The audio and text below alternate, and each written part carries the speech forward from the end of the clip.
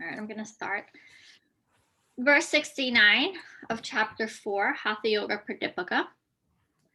In all the yogic practices, there are 4 stages: Aramba, beginning; Gata, vessel; Paricharya, increase; Nishpati, consummation. The 4 stages of progressive experience of Nada Yoga are outlined here. The 4th stage verges on samadhi. These 4 stages are known as bhava, or spontaneous unfoldment. I have someone coming in the waiting room. Hold on. I don't know who this person is.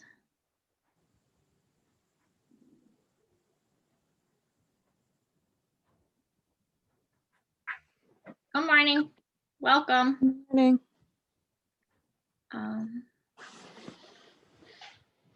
I don't want to pronounce your name incorrectly. Do you want to let us know what your name is? Domenica.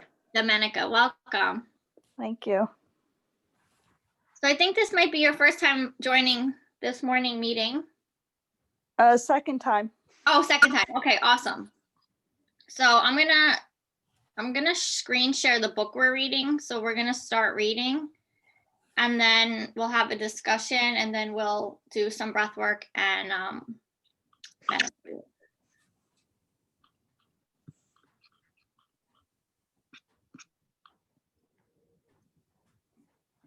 So verse 69, in all the yogic practices, there are 4 stages: Aramba, beginning; Gata, vessel; Parichaya, increase; Nishpati, consummation. The 4 stages of progressive experience of Nada Yoga are outlined here. The 4th stage verges on samadhi. These 4 stages are known as bhava, or spontaneous unfoldment. Each stage is more subtle and refined than the preceding one. These stages are said to apply to all yogic practices, but the Shiva Samhita applies them particularly to pranayama. During each different stage, sound manifests in the inner ear. In the Shiva Sutras, it is said that through nada, anusanada, sanhana, on the anhata nada, unstruck sound, which is represented by the mantra Om, 9 stages of yoga or union unfold progressively. These stages of experience are of the 9 subtle forms of nada are 1, Bindu; 2, Ardha; Chandra; 3, Rohini; 4, Nada; 5, Nadanta; 6, Shakti; 7, Vyapini, Ajni; 8, Samana, Avatara Rupa; 9, Unmani. Stages 1 to 5 are said to be in the cosmic causal realm of Nada and Shakti, and 6 to 9 are in the transcendental realm. As Kundalini Shakti rises through the chakras up to centers of higher consciousness in the brain, there are 4 definite stages. These stages relate to the 4 realms of existence and the 4 koshas, or bodies.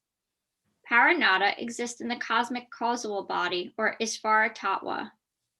Pashyanti in the cosmic subtle body. Hiranyagarbha. Madhyama is susma, subtle or psychic sound. Bakari is stutala, or gross sound, words and letters.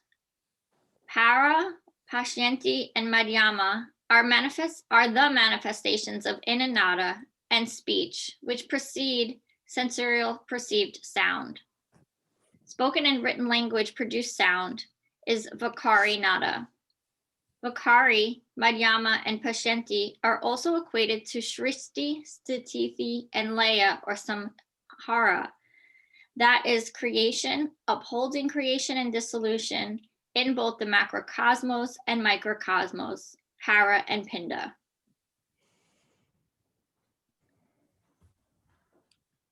Verse 70 and 71. Aramba Avesta, beginning stage. The Brahma Granthi being pierced, The feeling of bliss arises from the void.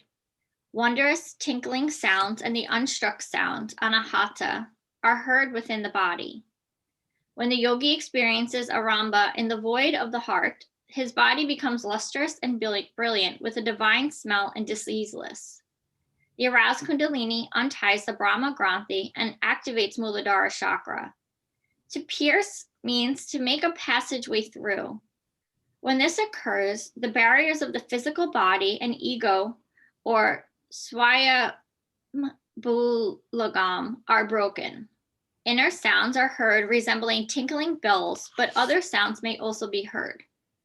In Theories of the Chakras, Dr. Hiroshi Maruyama writes that he had the experience and sensation like the buzzing of the bees around the cassocks.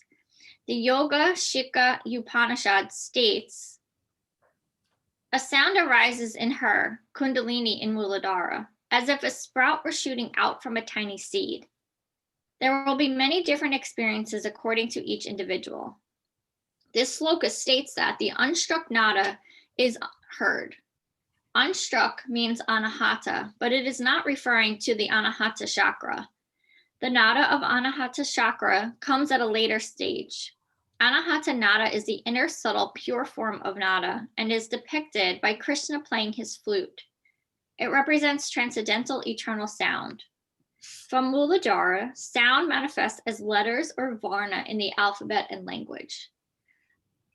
The Svak Chanda Tantra explains that there is one varna in the form of nada in which lie all varnas or letters latently in an undivided form.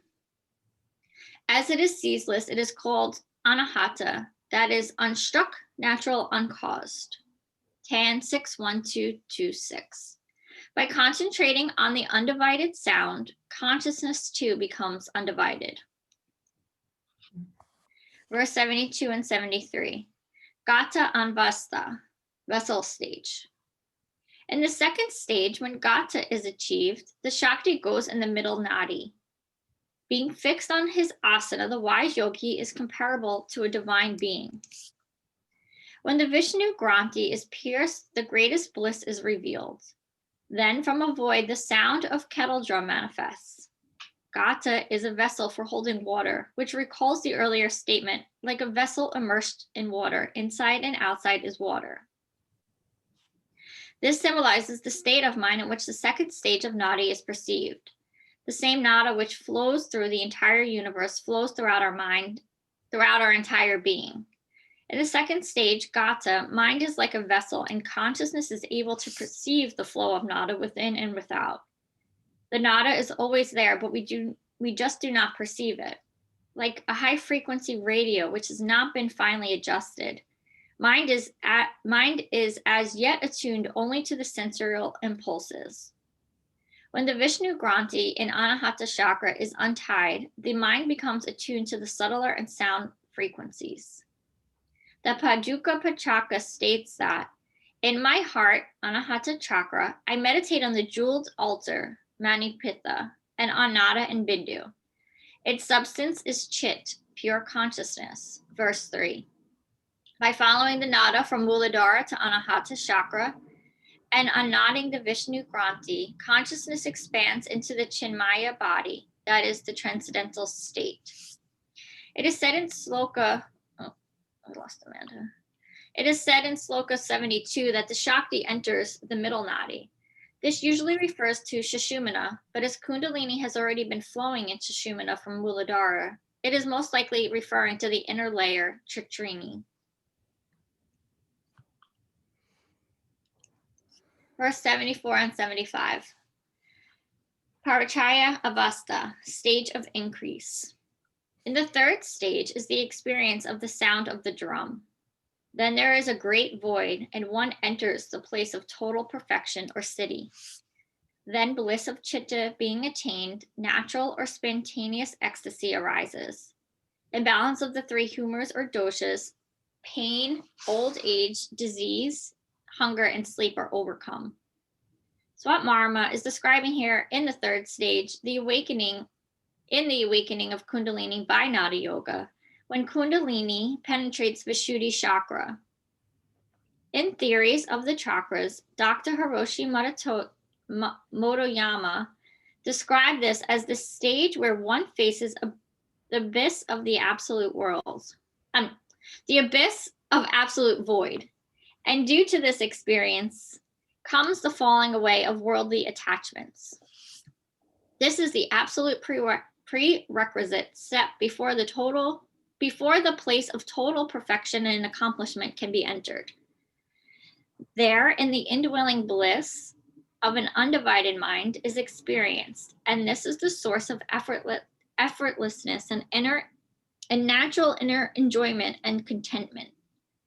In Buddhism, this corresponds to the 5th shuna out of the 18 types of shuna.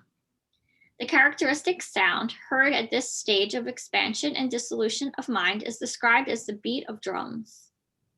The benefits when Kundalini pierces Vishuddhi are also outlined.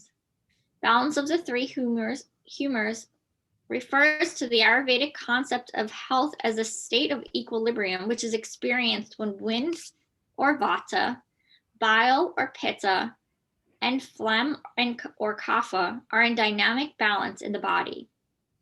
What does it mean to overcome pain, old age, disease, hunger, and sleep? It does not mean that these naturally occurring experiences are eradicated, but that their effects are overcome. The yogi who has awakened Vishuddhi chakra has attained a level of consciousness from which the normal demands of pain, etc., do not disturb his equilibrium. A small child who falls and grazes its knee will automatically cry and weep, but the consciousness of an adult who endures the same is barely perturbed.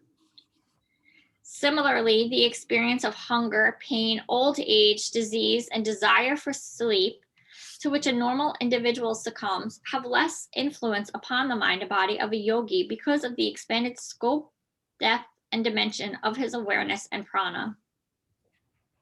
It is as though we are journeying deep in a valley, and from this vantage point, our aches and pains, hunger and tiredness, etc., often become our all-embracing needs and demand our entire attention. However, a yogi is able to witness from a greater point of view, as though he is stimulated simultaneously on top of a mountain pass, having a glimpse of the vista beyond.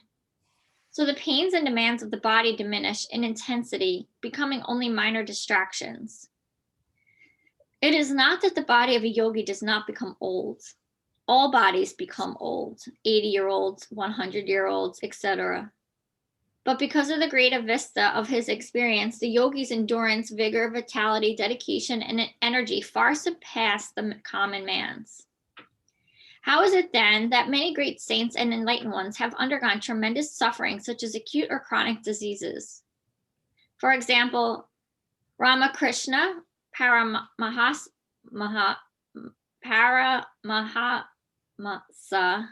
and Shankaracharya suffered from cancer. In the first place, we have to remember that all masters have not gained illumination by Hatha Yoga or Nada Yoga. Their chakras were surely awakened, and they experienced the various stages of samadhi. But their awakening of Kundalini was often achieved by less systematic discipline and austerities. Suffering is a powerful trigger and arousal of Kundalini in those whose psyche is able to tolerate it. Intense and one-pointed bhavana and devotion, bhakti, has also been sufficient to trigger the greater awakening in devotionally minded aspirants. However, such awakening is not achieved systematically and scientifically and can be precipitated prematurely when the nadis remain blocked and unpurified. As a result, the stages of higher awareness will be experienced in the midst of pain and suffering in the physical body. It is in order to avert this that Hatha Yoga has always emphasized purification of the body systems as the first step to awakening Kundalini. The next point we must remember is that even though enlightenment and Kundalini may supervene at a particular stage due to the intensity of practice and dedication, there remains the prarabdha karma of that individual body and mind. It has to be experienced both positive and negative aspects alike, and this may include chronic disease or the tendency to it. Thirdly, the suffering of the highly evolved ones is usually not their own. They are able to take upon themselves the painful karmic bonds of other less evolved souls, so manifest disease in their own bodies.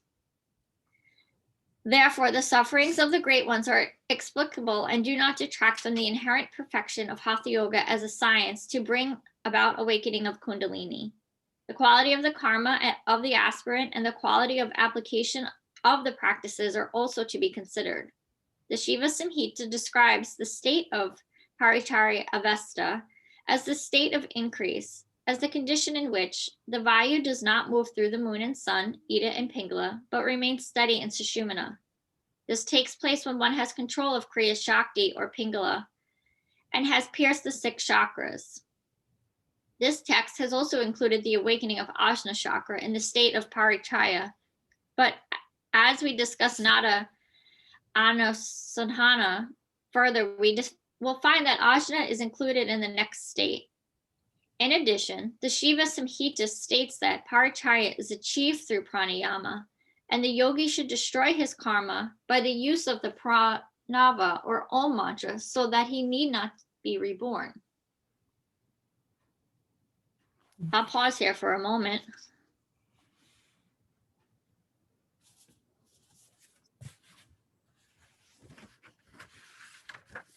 Are we good? Should I keep reading?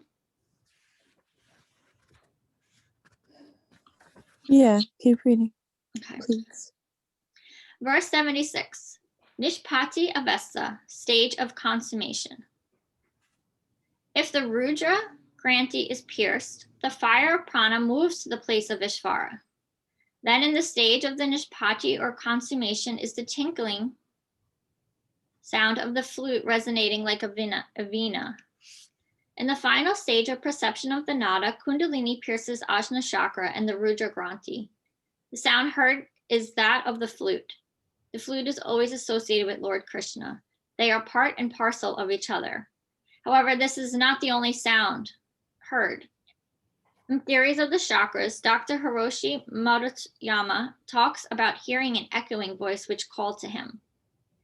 The Shiva Samhita also states that at this stage, the yogi drinks Amrita, the nectar of immortality, having destroyed the seeds of his karma. Nishpati Avesta is equated with Nirvikalpa Samadhi, which renders one a Jiva Mukta. When the Rudra Granthi is pierced, the Kundalini moves to Sahara Chakra, the abode of the Paramshiva, the Mahabindu. This is above the state of manifested or differentiated Shakti. Here, Shiva and Shakti abide together. It is Turiyatita, even beyond the 4th dimension. Oh, I think I stopped sharing. I was like, wait. Okay. Verse 77 and 78. This is called Raja Yoga. When there is one element in the mind or chitta, the yogi becomes Isvara, being the creator and destroyer. When there is liberation or not, nevertheless, there is pleasure. The pleasure arising from Laya is derived from Raja Yoga. Here, element does not mean the tattvas of earth, water, fire, air, or ether, nor tattvas of Manas, Shiva, or Shakti. It is the experience of thatness, the experience of Atma, where the vrittis or mental modifications are nullified. Then the yogi becomes Isvara. Isvara is another name for the totality of cosmic unmanifest Shakti, the total creative principle of the highest consciousness, the sattvic state of Shakti. It is the combination of Brahma, Vishnu, and Maheshvara. Experience of this state is supreme Anandam, the highest bliss. However, we are told it is not the final liberation. Liberation can only occur when one's consciousness has been absorbed back into the Mahabindu. Isvara is the state of evolution after the Mahabindu. Isvara is the cosmic causal body. Hiranyagarbha is the cosmic subtle body. Few people attain the final state of Jivan Mukti, whether through nada, anusanhana, or any form of yoga. But do not be discouraged, because there is nevertheless abiding and indwelling pleasure inherent in this state. That pleasure is not derived from the senses, but from the experience of ongoing absorption in the expanded, unified cosmic mind, which accompanies both creation and dissolution within self. This is the pleasure derived from Raja Yoga. At the same time, one should not be satisfied only with this, but should continue striving for Mahasamadhi, Nirvana, Kavaya, Moksha. Verse 79. There are practitioners of Hatha Yoga who do not have the practice of Raja Yoga. I consider them as mere practitioners because they derive no fruits of their efforts. Those people who practice Hatha Yoga merely as a form of bodily beautification and exercise are not using the science with the correct intention, and they therefore fail to progress to the path of Raja Yoga.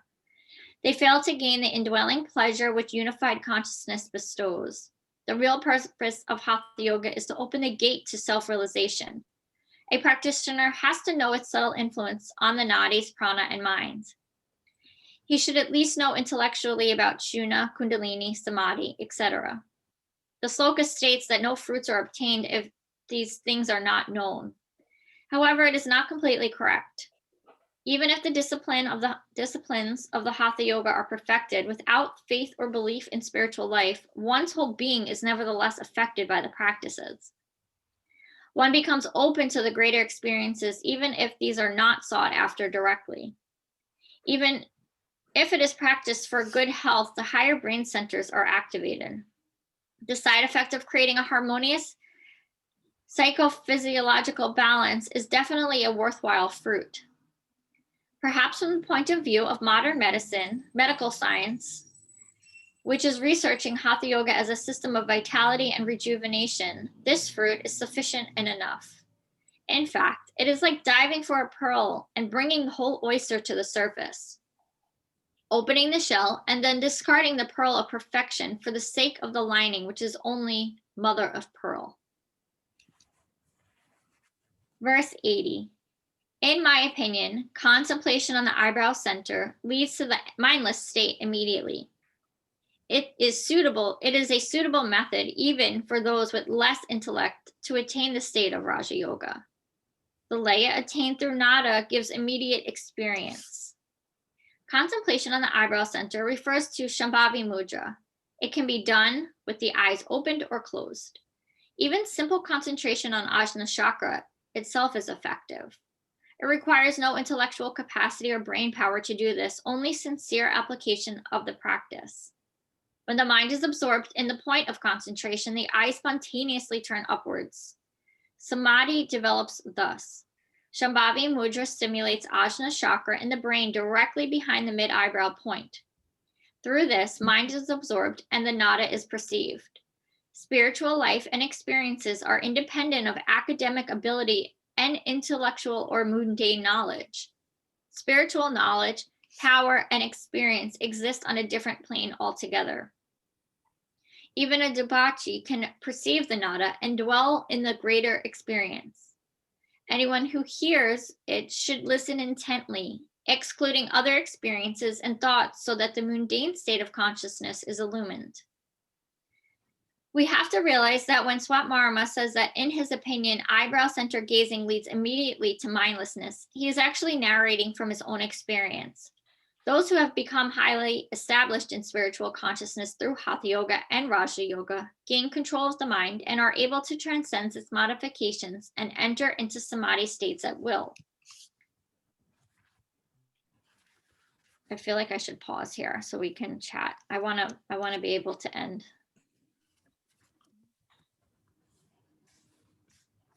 I want to stay on track.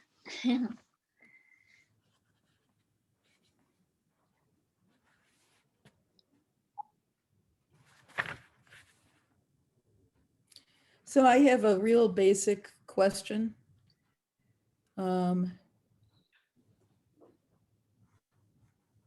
What is Raja yoga as opposed to Hatha yoga? I think at the beginning of the book, Raja Yoga is when you start incorporating like the 8 limbs of yoga, like the yamas and the niyamas. Mhm. So when I studied, I learned that the paths of yoga as being karma yoga, the yoga of action, and then jnana yoga, which is the yoga of wisdom, and bhakti yoga, which is the yoga of devotion. And then there's Raja yoga, which is like the yoga of, I thought I learned it as yoga of will, but I think it's like the major overall umbrella. But of course, Amanda will have a better explanation. But I think at the beginning, remember she talked about how Hatha yoga, this is a very physical practice. And then we weren't really tying the yamas and niyamas, like the do's and don'ts type of things in. And I think that's what that's what she's talking about here, possibly.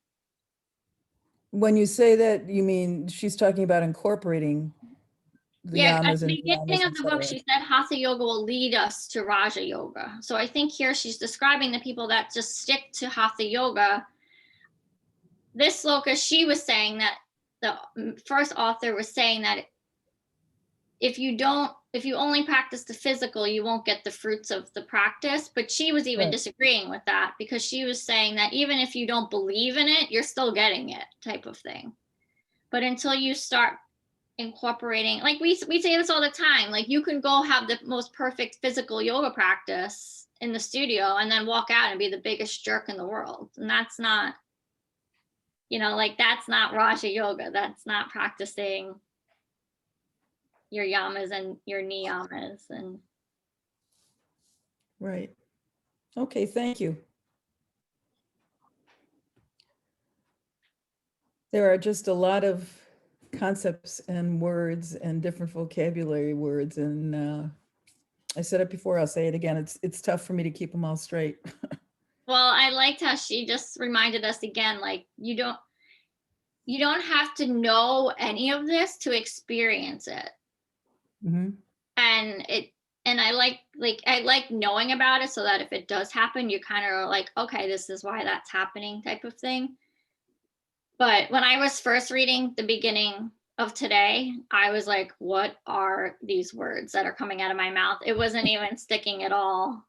But then I felt like as I was reading, like the messages were getting, like she was becoming more clear. It was just hard because it was so new, that Nada yoga chapter Yeah, section. but it's true. It did clear up as you kept reading it. There was greater clarity, Well, that's why I the was like, let difference. me keep reading, because maybe it'll start making sense.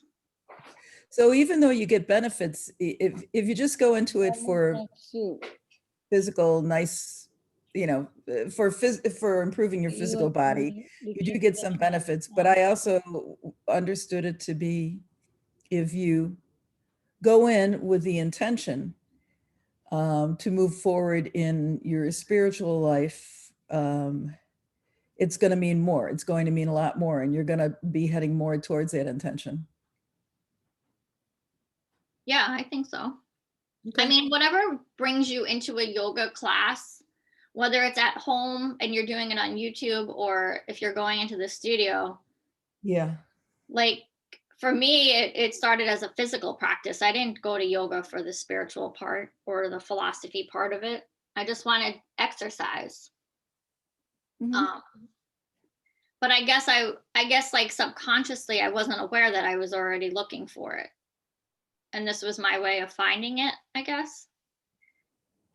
But I feel like most people that show up to yoga, like they like this part of it.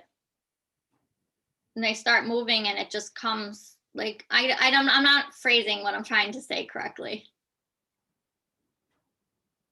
Like I think the movement, I agree with what she's saying, that like even if you don't believe in it, you're getting the benefits of it. And it just, like I think we think when we exercise we get the endorphins and it makes us feel better, but yoga has like an extra twist to it where it's like we feel better leaving a yoga class because we exercise, but also because of all the other things that are going on that we may not even be aware of what's going on. Well, in other religions, there's some Christian sect, and I don't remember the name of it, but they basically, and I think it might have come out of Russia, or at least have been heavily practiced in Russia before Russia was the Soviet Union. And the whole theory, the whole thing was based around chanting, and it was basically fake it till you make it, you know. So you chant even though you don't believe in it until all of a sudden there you are, and you are getting the spiritual benefits, and you have developed some kind of faith and belief. So that's, I mean, I think that's something that's carried across in other spiritual practices as well. Yeah. And I also think, like, we talked about this last week, like with the Nada yoga, like it's like at the beginning of the book, Sue, like it was hard for us to sometimes picture the physical poses because we weren't all together. I remember how, like, it's been a long time we've been reading this book. So when she was first describing the physical shapes, we thought how awesome it would be that if we were all sitting together and we were like trying to experiment the different shapes. But I guess it would be the same for me with sound. Like, it's hard for me to learn this from a textbook or not like a textbook, but you know, a book, when it'd be so cool if we were like sitting around and experimenting with different sound things. But yeah, you're right. You're right. It has that parallel with the poses that they covered in the beginning. So I like the reminder too of she talks about the karma, and I think about that sometimes, and she spoke about it somewhere in the book, but this idea of like and depending what you believe in or not, but like the idea of like you're carrying your past karmas with you. So yeah, exactly. yeah, so not only do you have to like You're not starting with a clean slate. It's like, but we're working toward that clean slate so that if you're going to bring it into your next life, if that's something you believe in, then you're just keep working. And also to be mindful of like other people's like energy near you, that you're not trying to like take on their stuff, make yourself sick. Yeah. I like that chapter right there. It was like a good reminders that we don't have to know everything to experience it, and that our past karmas and other people's past karmas too. Yeah, interesting. All right, so if anyone else wants to share, otherwise we'll move into breath and meditate. Okay. All right, let me. So let's find a nice tall spine, whether you want to sit up or lay down. I like to sit up on a block, get my hip above my knee. I'm just taking a few breaths in through the nose and out through the nose.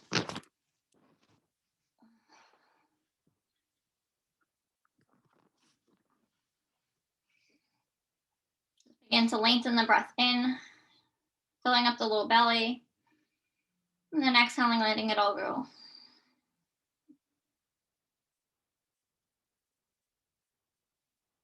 You can stay breathing like this with your nostril breathing, or if you want to move into alternate nostril, you'll bring your right hand over to your nose. You'll close your right nostril with your thumb and your left nostril with your ring finger.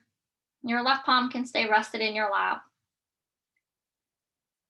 So closing your right with your thumb, inhale through your left. Close off the left, exhale through the right. Inhale right. Close right, exhale left. It's one full round, so we'll continue on like that, inhaling through our left. Close left, exhale right. Inhale right. Close right, exhale left. Inhale left. Close left, exhale right. Inhale right. Close right, exhale left. Inhale left. Close left, exhale right. Inhale right. Close right, exhale left. A few more rounds like that on your own breath. If you haven't already, edit your breath retention and locks. If that's something you practice, go ahead.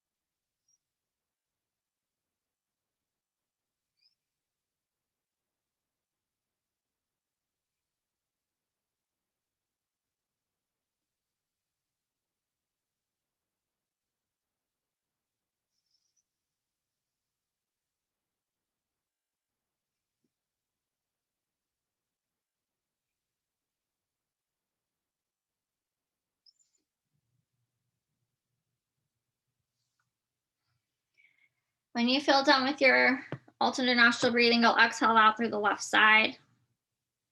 I'm going to set the timer for our meditation.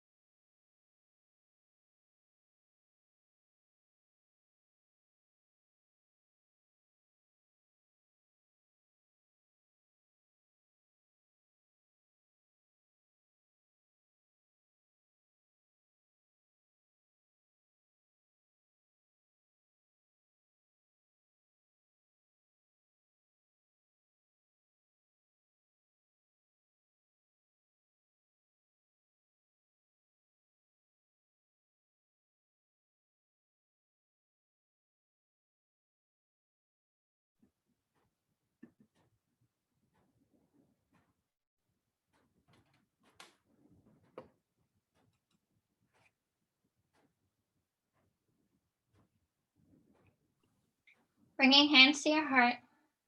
Namaste. Namaste. Thank you, Namaste. Pamela.